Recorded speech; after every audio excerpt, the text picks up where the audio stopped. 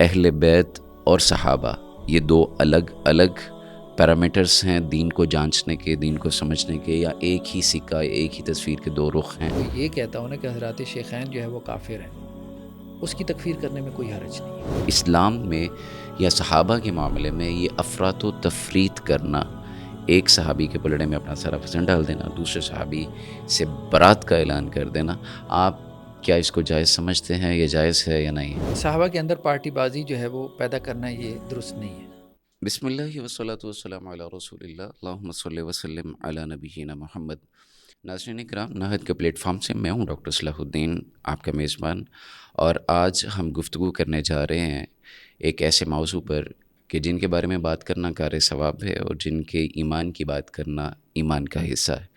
ایسی نفوس قدسیہ، ایسی ذات، ایسے لوگ، ایسا گروہ جو بلا شبہ کامیاب کامران لوگوں کا گروہ ہے، جن کے اندر شمولیت اختیار کرنا ہر مسلمان کی خواہش ہے، اور جن کے مطابق زندگی گزارنا، جن کے فٹ پرنٹس پر چلنا، جن کے نقش پاک کو اپنے لیے راہ بنا لینا، اپنے لیے معیار بنا لینا، یہ اللہ کی طرف سے تلقین بھی ہے، قرآن کریم میں اس کے بارے میں نصیحت بھی ہے۔ میری مراد نبی کریم صلی اللہ علیہ وسلم کے جانثار، اسلام کے دفاع کی پہلی لائن، رسول کریم صلی اللہ علیہ وسلم کے شاگرد، اور آج ہم ان کے حوالے سے، ان کے مابین جو چیزیں کچھ ایسی رونما ہوئیں جن کو لے کے آج بھی امت میں دو گروہ ایک واضح تقسیم کے ساتھ نظر آتے ہیں، ایک سائڈ پہ کھڑا ہے اور ایک سائڈ پہ کھڑا ہے۔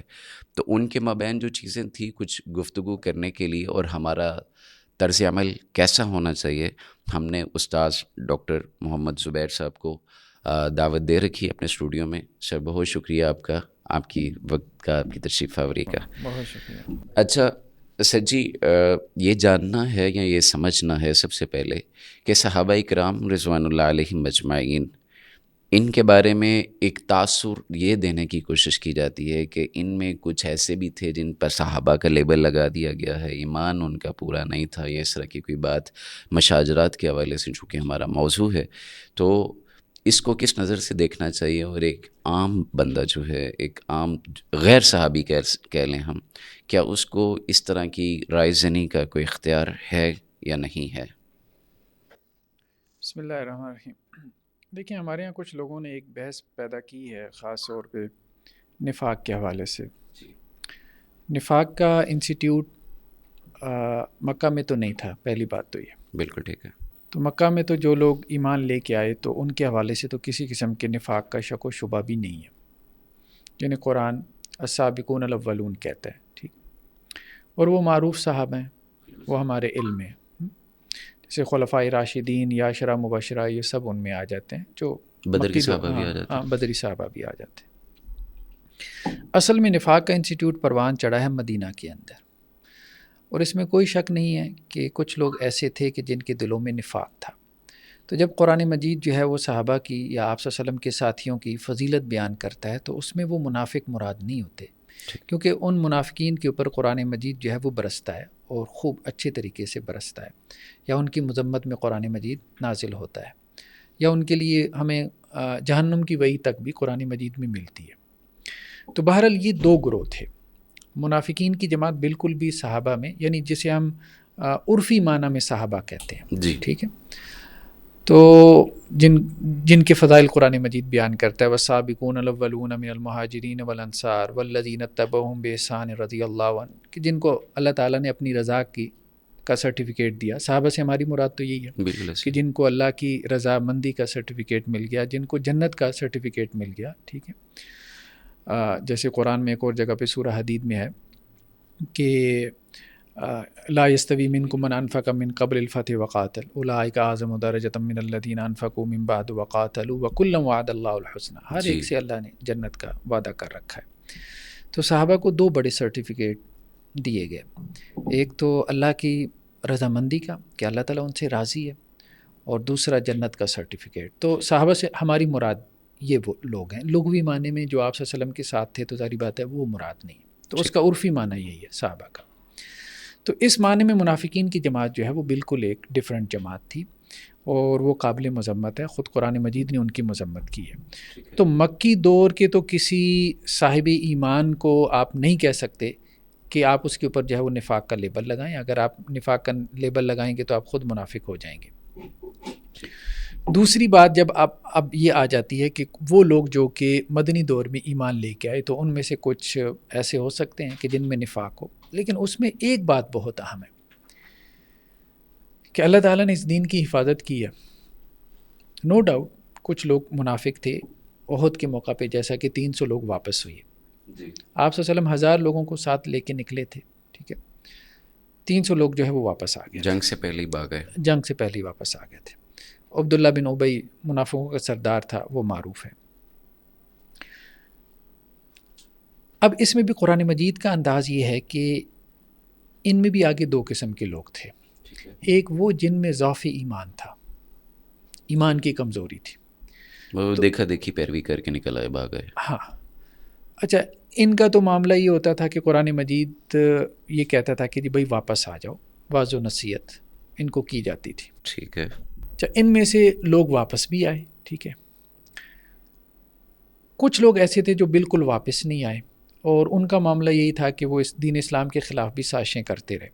مسجد زرار منافقین کا ایک گروہ جنگوں میں بھی ساتھ رہا.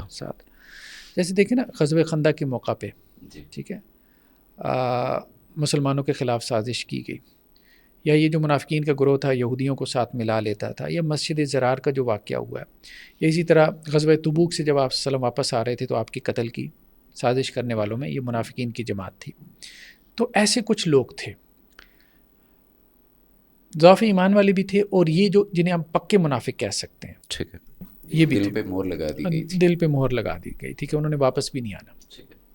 کہ یہ جو ہر دوسرے معروف صحابی کے اوپر منافق کا لیبل لگانا شروع کر دیتے ہیں تو یہ خود نفاق کی ایک علامت ہے. ٹھیک ہے.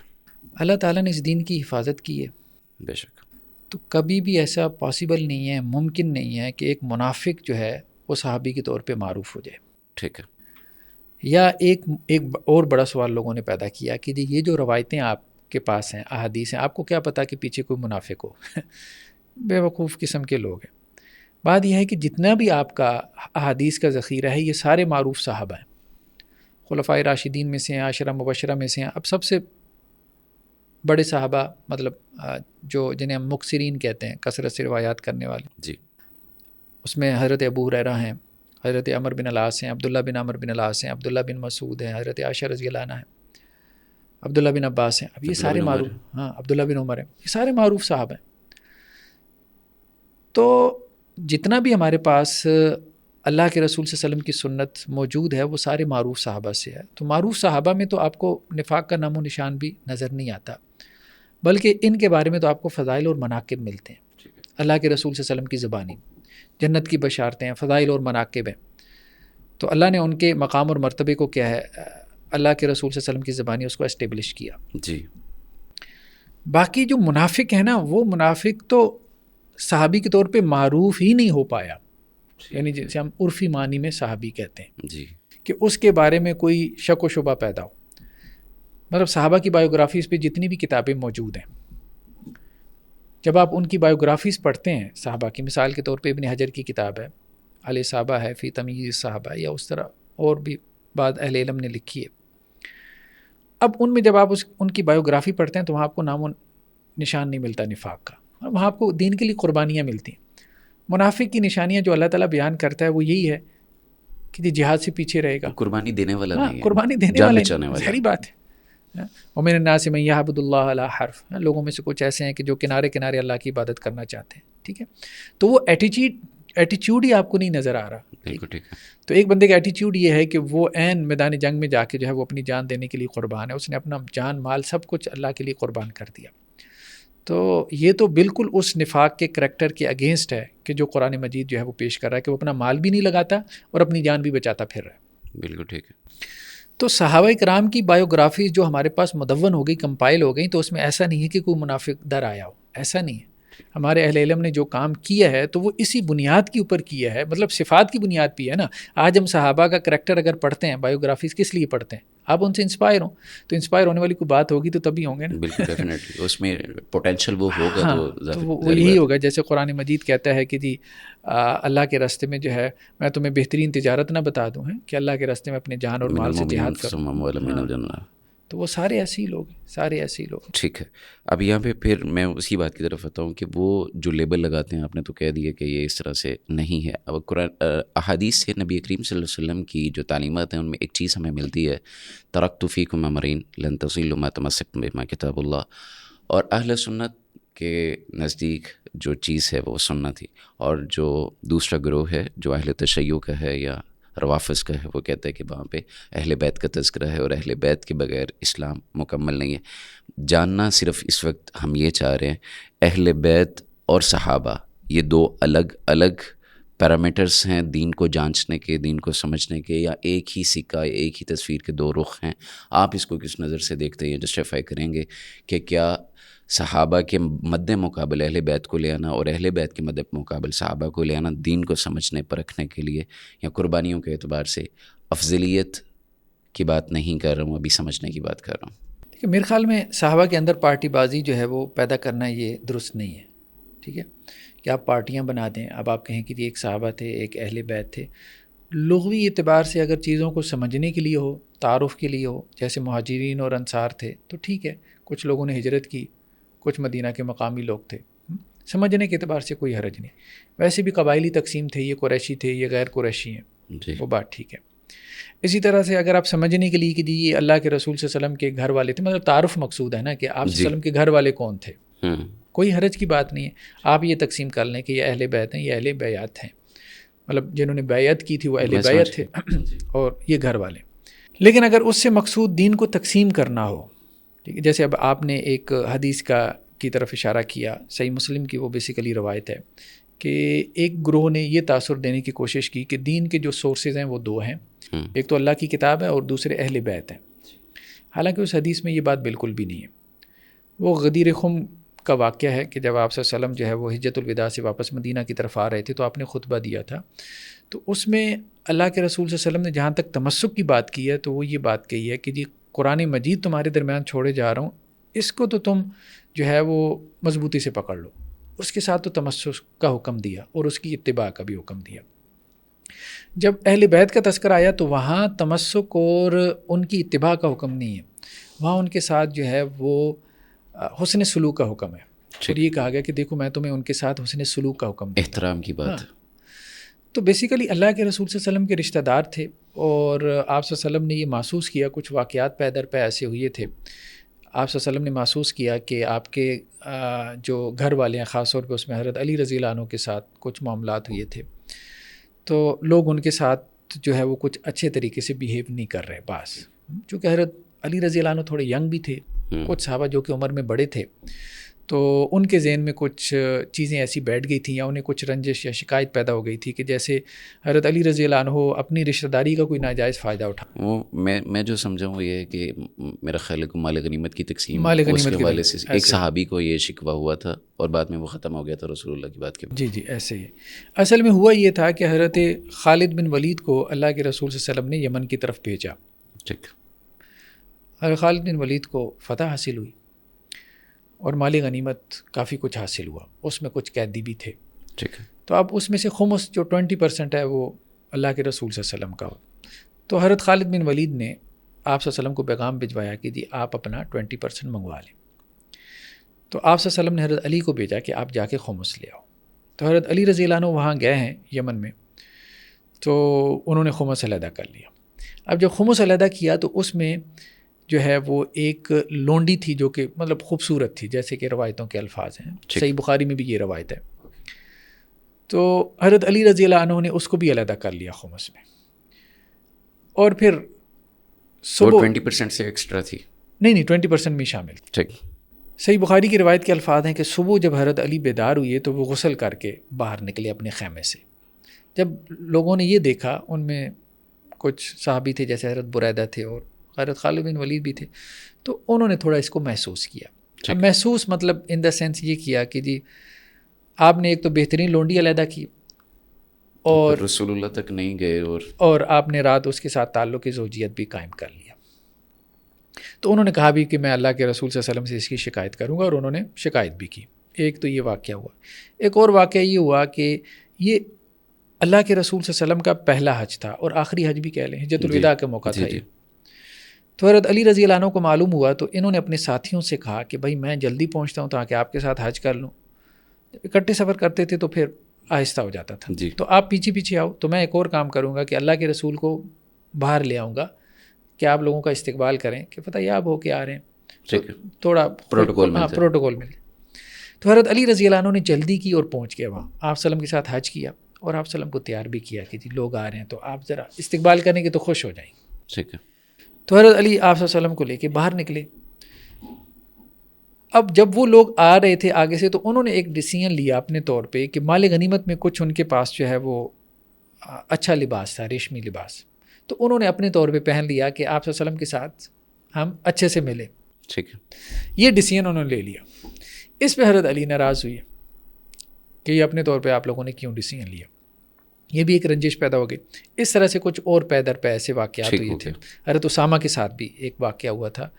وہ جو روایت ہے نا کہ کتاب اللہ اور سنت رسول والی، وہ مستدرک حاکم میں ہے. اس کے علاوہ بعض وہ ہے حجۃ الوداع کے موقع کی. ٹھیک ہے، اس سے پہلے کی ہے. اب آپ دیکھیں کہ حجۃ الوداع ایک عالمی جو ہے وہ خطاب تھا. ٹھیک ہے.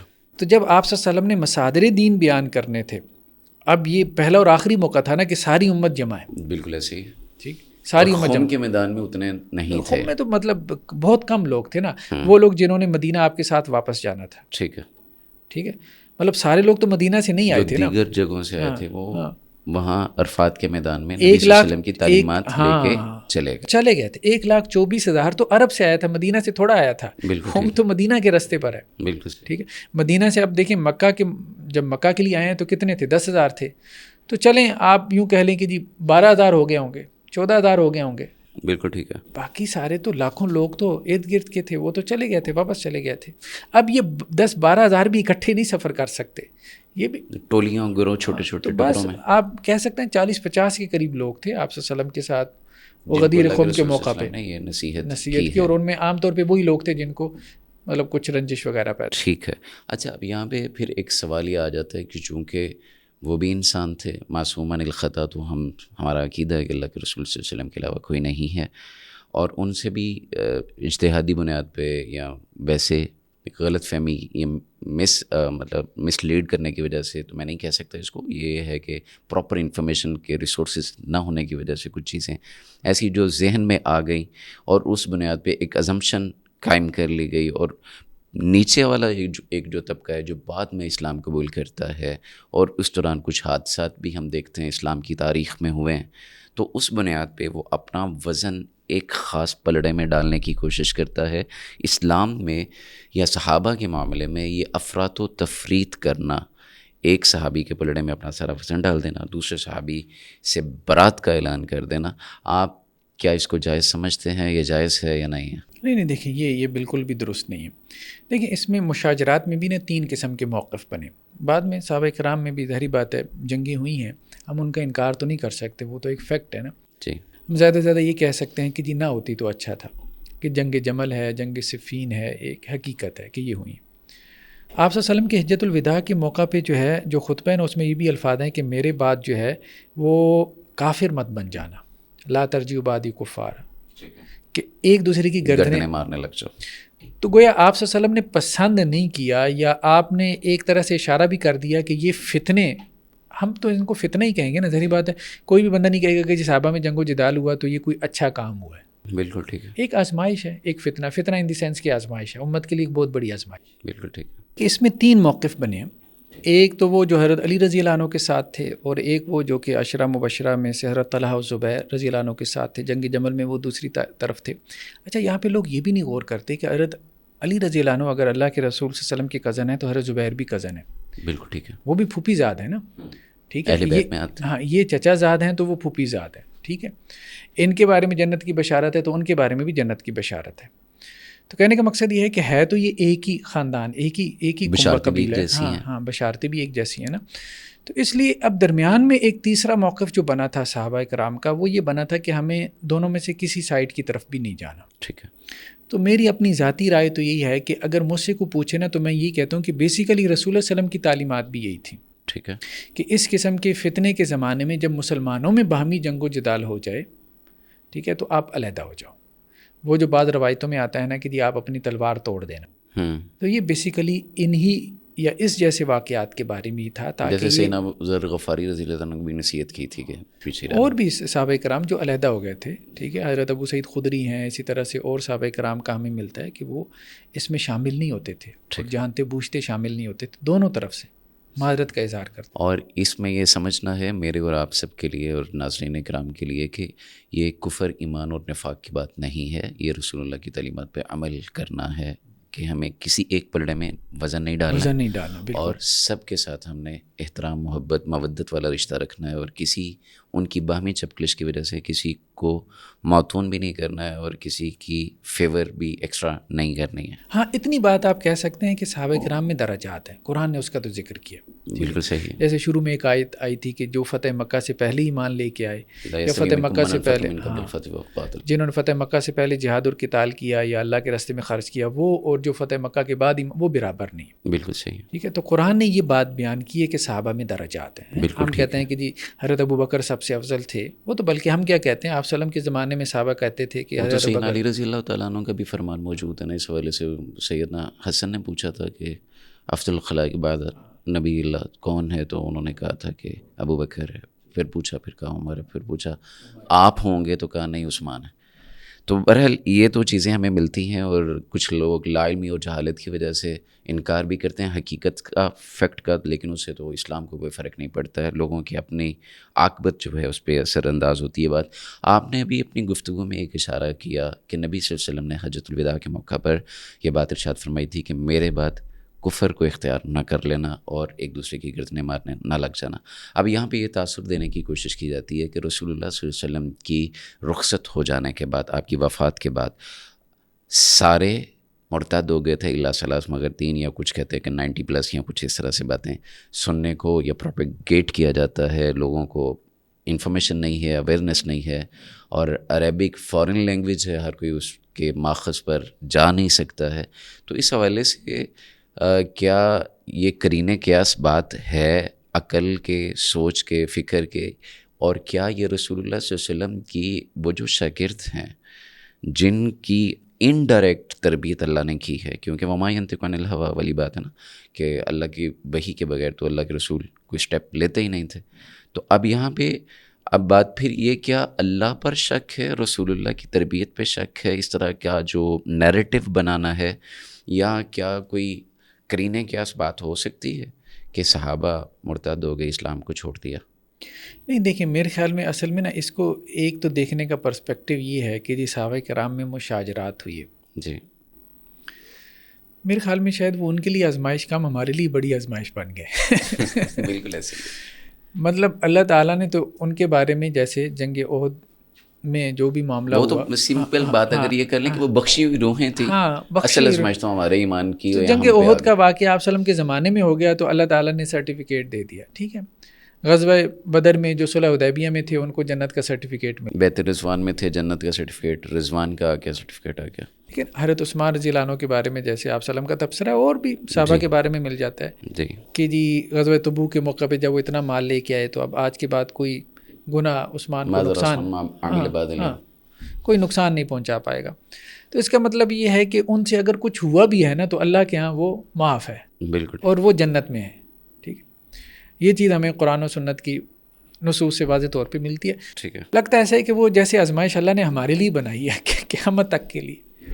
ٹھیک ہے، کہ ہم جو ہے نا ان کے اوپر تبرہ اور لعن طعن کا دروازہ کھول کے جو ہے وہ ہم پارٹی بن جائیں. ہاں، ہم پارٹی بن کے جو ہے وہ اپنی جنت تو نہیں خراب کر رہے. بالکل ٹھیک ہے. تو باقی یہ ایک آزمائش تھی، یہ کہنا چاہیے کہ ایک آزمائش تھی، اور اللہ تعالیٰ نے وہ تقدیر تاثر دینے کی کوشش کی جاتی ہے کہ یار آپ لوگ بڑا سمپلی اس کو کہہ دیتے ہو کہ ایک آزمائش ہے، ایک حادثہ ہے، ایک ایکسیڈنٹل ہے، ایک تاریخی واقعہ ہے، یہ اس طرح کی بات کی جاتی ہے.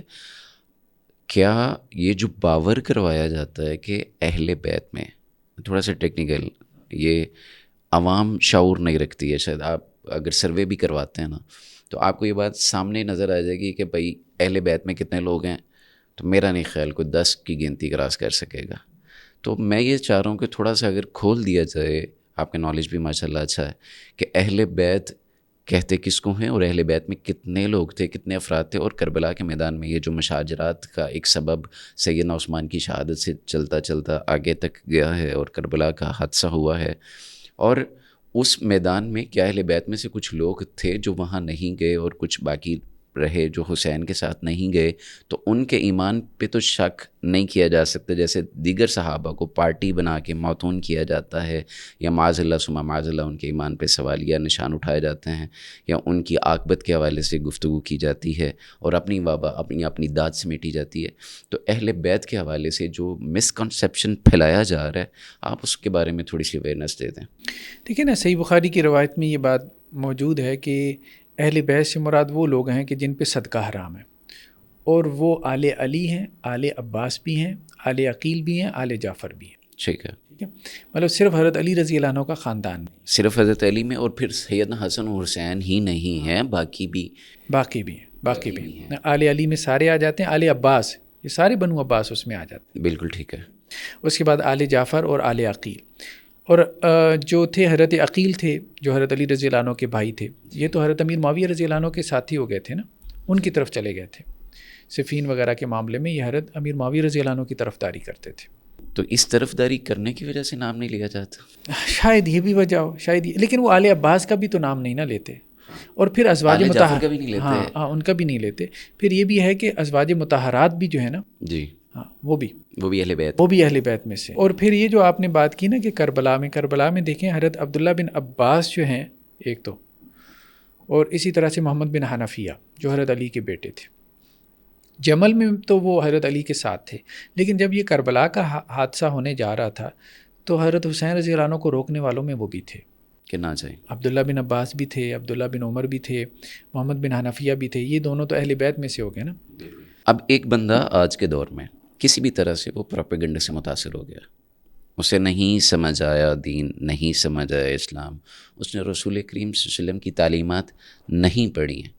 اب وہ بندہ کہتا ہے کسی بھی پروپیگنڈے کے ذریعے سے کلمہ پڑھتا ہے, توحید والا ہے, مشرک نہیں ہے, لیکن کسی بھی پروپیگنڈے کے ذریعے سے اس بندے کی مائنڈ میکنگ اب ایسی ہو گئی ہے, وہ کہتا ہے نہیں یار ان لوگوں نے چونکہ نبی کے گھر والوں کے ساتھ کوئی اس طرح کا افراط و تفریط والا معاملہ کیا تھا, سلوک اچھا نہیں کیا, تو میرا دل میرا ضمیر نہیں گوارا کرتا کہ میں ان کی تعظیم کروں, ان کی عزت کروں. تو اس طرح کا کوئی بھی بندہ, میں غالی رافضیوں کی بات نہیں کر رہا ہوں, اس طرح کا کوئی بھی بندہ جو اپنی لا علمی یا جہالت کی وجہ سے یا محبت میں غلو کی وجہ سے حضرت علی کے یا دیگر احباب رسول کے غلو کی وجہ سے وہ بندہ صحابہ کو عادل نہیں مانتا, تو ایسے بندے کی تکفیر کی جائے گی, یا جو نعرے لگائے جاتے ہیں, نیریٹو بنا لیے گئے ہیں تکفیر کے حوالے سے, آپ کا کیا موقف ہے؟ نہیں, میرے خیال میں جو ہے نا شبہات کی وجہ سے تکفیر نہیں کرنی چاہیے.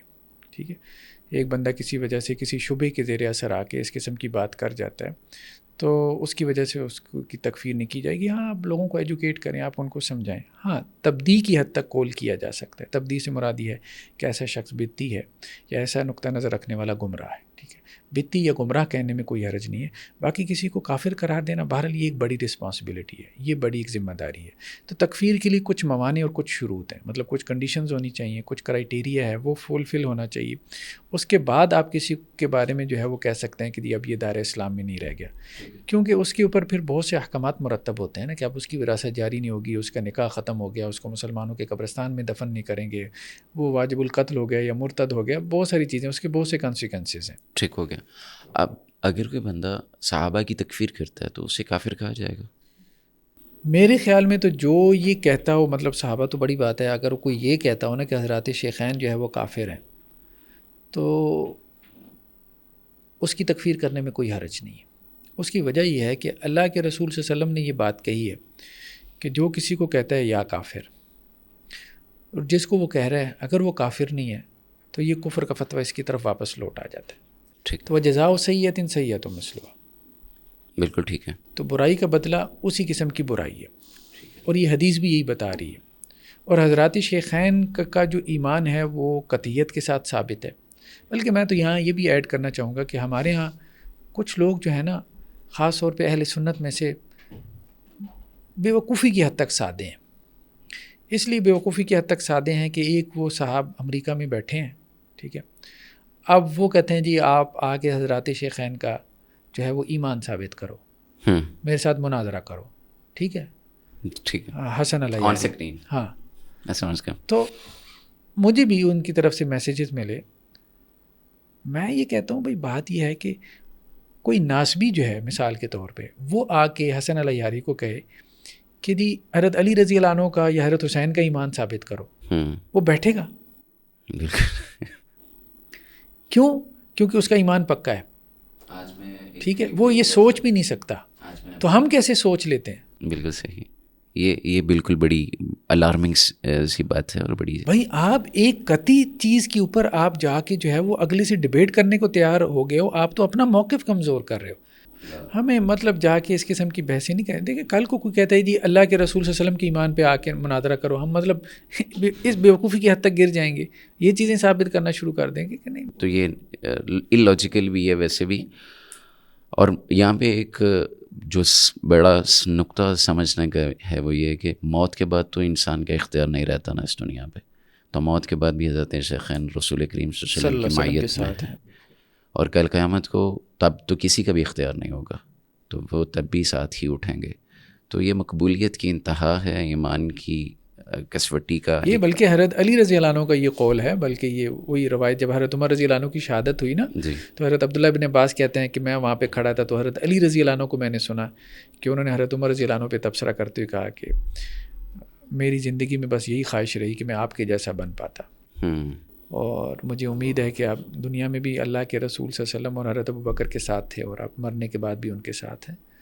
تو اچھا ڈاکٹر صاحب، باہمی اختلاف صحابہ کا، جنگ و جدال ہوا ہے، خون بہا ہے، اور کئی معاملات ہیں جس کی وجہ سے دل خون کے آنسو روتا ہے. اب ایک عام آدمی ہے اور اس کے دل میں کچھ اس طرح کی تڑپ ہے کہ نہیں، رسول کا خاندان تو بہرحال معظم ہے، مکرم ہے، قابل عزت ہے، اور ان کے جو مد مقابل آئے، ٹھیک ہے وہ بھی ٹھیک ہیں، ان کو اللہ کے نبی نے بشارتیں دی تھیں، انہوں نے اللہ کے رسول کو دیکھا ہے، اور اللہ کے رسول کو حالت ایمان میں دیکھنا اور حالت ایمان میں فوت ہو جانا از خود جنتی ہونے کی بات ہے. اب ساری باتیں وہ کہتا ہے کہ ٹھیک ہے، لیکن میں دل کو کیسے سمجھاؤں کہ ان کے ساتھ معاملہ برابری والا رکھے. دل ایک طرف جھکتا ہے، ایک طرف جاتا ہے.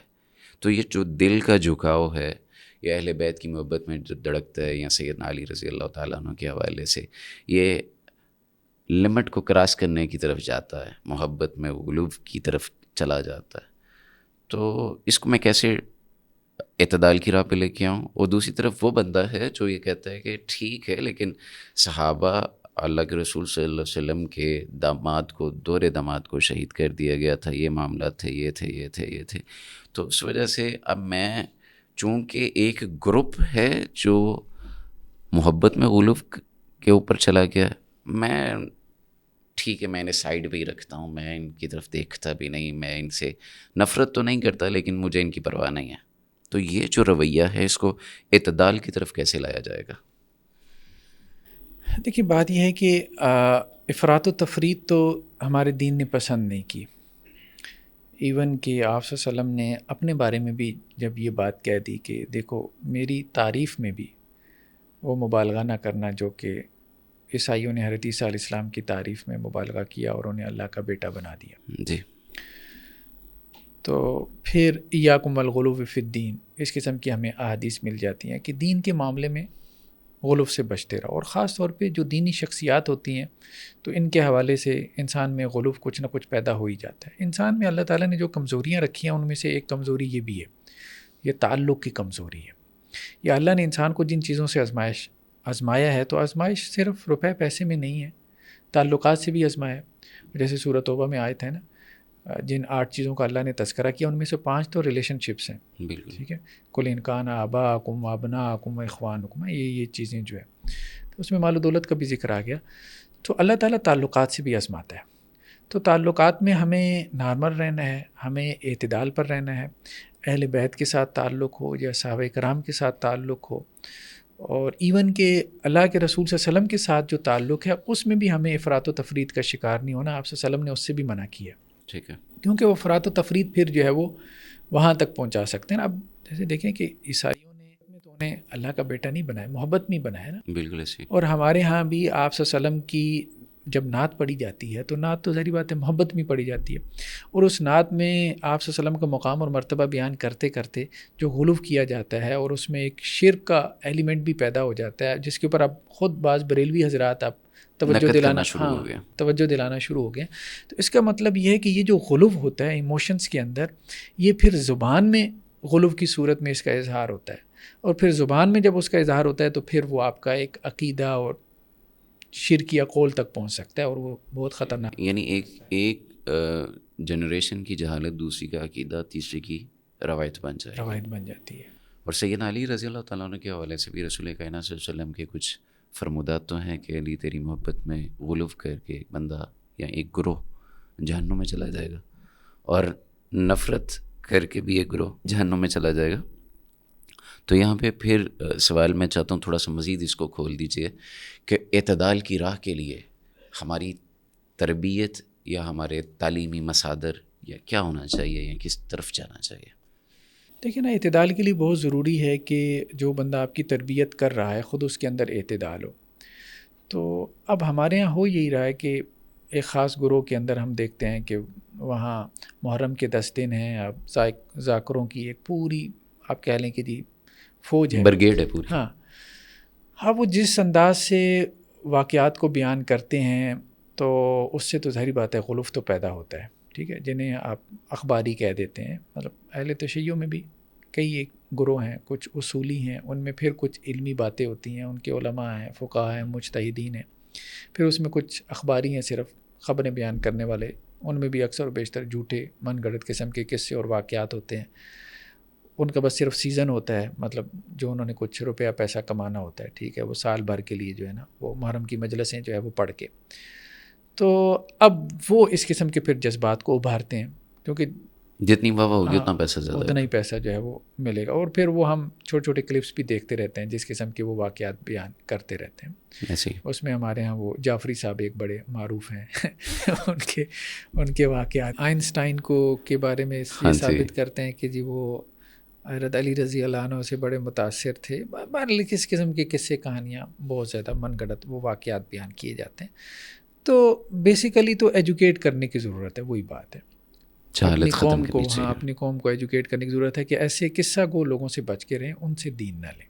ٹھیک ہے، قصہ گو لوگوں سے جو یعنی اتھینٹک دین ہے، قصہ گو اور مفاد پرست قسم کا جو ٹولہ ہے. اور دین کے جو بنیادی سورسز ہیں کتاب اللہ، سنت رسول، براہ راست اس کو اسٹڈی کریں، اور ان علماء سے جنہوں نے کتاب اللہ اور سنت رسول کے ذریعے سے دین کو آگے پریزنٹ کیا، پیش کیا، ان کو فالو کریں اور ان سے دین سمجھیں اور انڈرسٹینڈ کریں. اب یہاں پہ یہ ہے کہ سیدنا علی اور سیدنا معاویہ کی جنگوں میں صحابہ کرام شہید ہوتے ہیں. ہم یہ کہتے ہیں تلک امت قد خلت لہا ما کسبت، ایک امت تھی جو گزر گئی ہے، ان سے سوال نہیں ہوگا.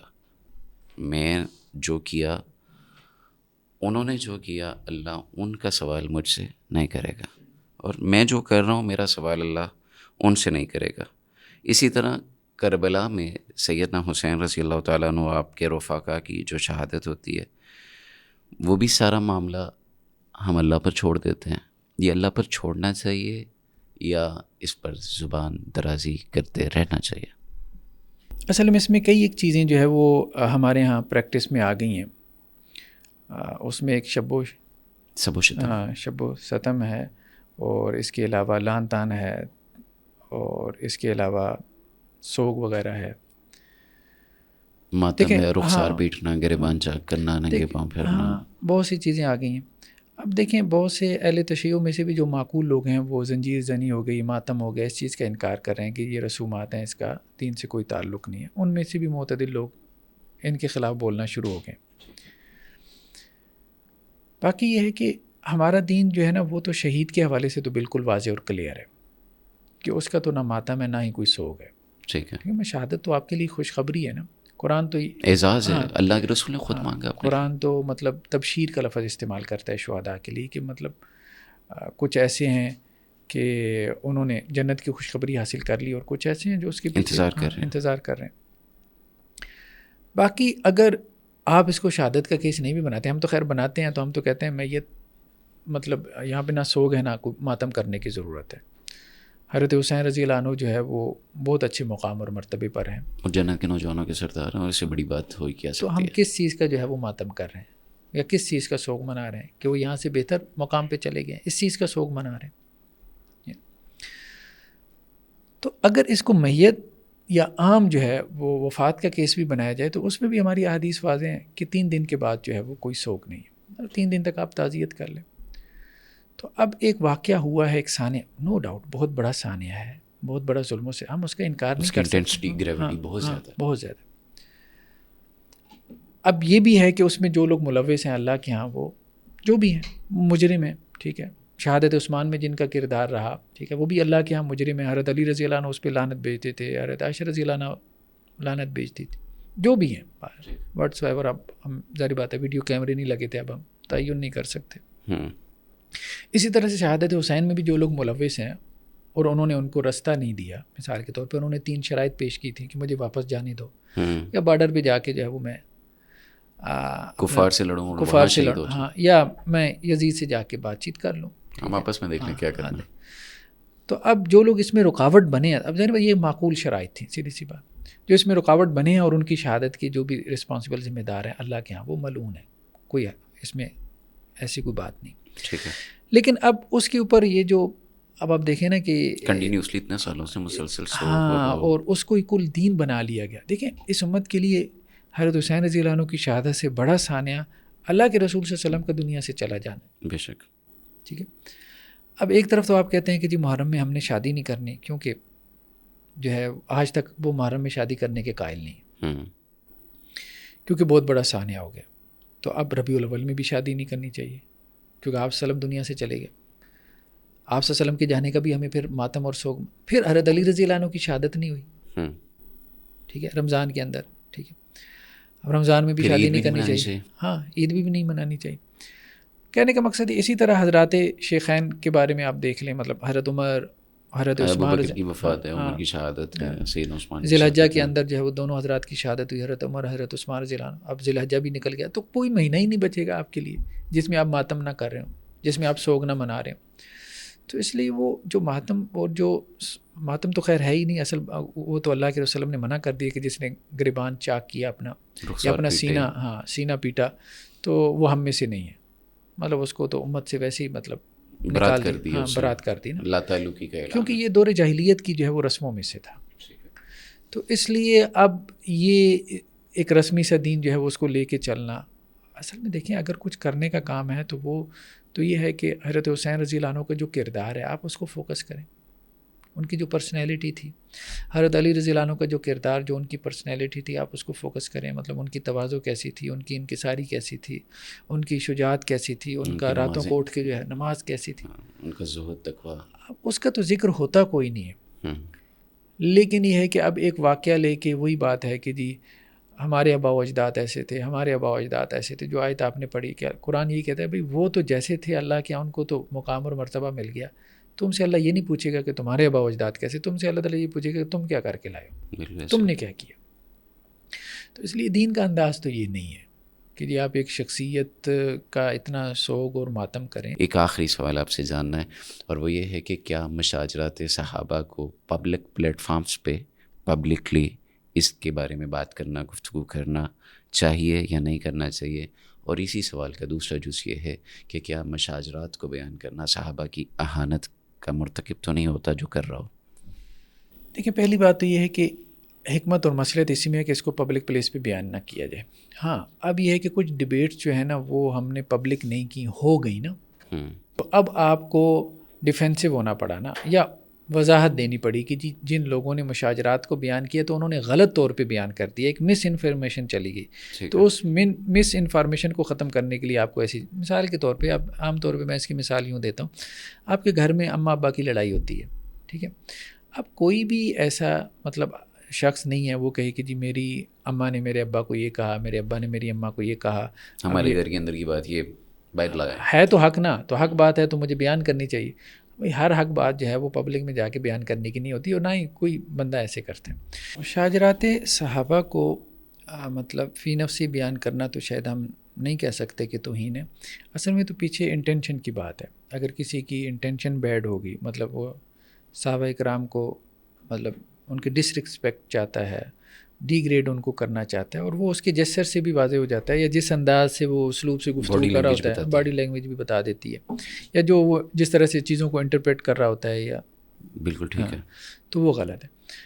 اگر کسی شخص کا مقصد انتشار فساد برپا کرنا چاہتا ہے، یا اپنے ایک خاص اسکول آف تھاٹ یا گروہ کی نصرت چاہتا ہے، ٹھیک ہے، تو یا اپنے غلط افکار کی ترویج چاہتا ہے، ہاں اگر اس کا مقصد ہے صحابہ سے ڈاؤٹس کو کلیئر کرنا، ٹھیک ہے، مطلب لوگوں کے ذہنوں میں کوئی شکوک کوئی شبہات آ گئے ہیں، تو وہ یہ چاہ رہا ہے کہ مشاجرات صحابہ کے حوالے سے جو لوگوں کے ذہنوں میں ایک ڈاؤٹس ہیں، تاکہ لوگوں کا تعلق ان کے بارے میں جو ہے وہ مضبوط ہو اور نیگیٹیوٹی ان کے اندر کی ختم ہو، تو اس میں تو کوئی حرج کی بات نہیں ہے. ٹھیک ہے، اس میں توہین نہیں نکلتی ہے، لیکن یہ بیان کرنے والے کے اپنے اوپر ڈیپینڈ کرتا ہے کہ وہ کس طرح سے لے کے چل رہے ہیں. تو ناظرین کرام، آج آپ نے گفتگو سنی ہے، بڑی سیر حاصل گفتگو کی ہے ڈاکٹر صاحب نے، ماشاء اللہ. اللہ تعالیٰ ان کے عمل اور علم میں اضافہ فرمائے، اور ہم سب کے لیے یہ اسوہ کامل ہے. رسول اللہ صلی اللہ علیہ وسلم کے صحابہ ہیں، اللہ نے چن کے دیے تھے، ان کے معاملے میں افراط و تفریط بالکل نہیں ہے. اور جو سب سے پتہ کی بات جو میں سمجھا ہوں ڈاکٹر صاحب کی ساری گفتگو سے، وہ یہ کہ خاصاں دی گل عام آگے نہیں کرنی چاہیے تھی. جو خاص لوگ ہوتے ہیں ان کی خاص یا خاص مواقع کی جو باتیں ہوتی ہیں وہ خاص ہی ہوتی ہیں، وہ پبلکلی نہیں ہونی چاہیے.